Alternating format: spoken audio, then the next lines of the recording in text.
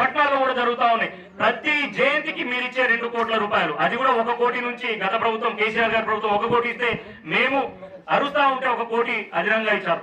ఈ 2 కోట్లతో ప్రతి తండాకి 2000 3000 వస్తా ఉన్నాయి. ఆ 2-3 వేలతో ఏమొస్తుంది?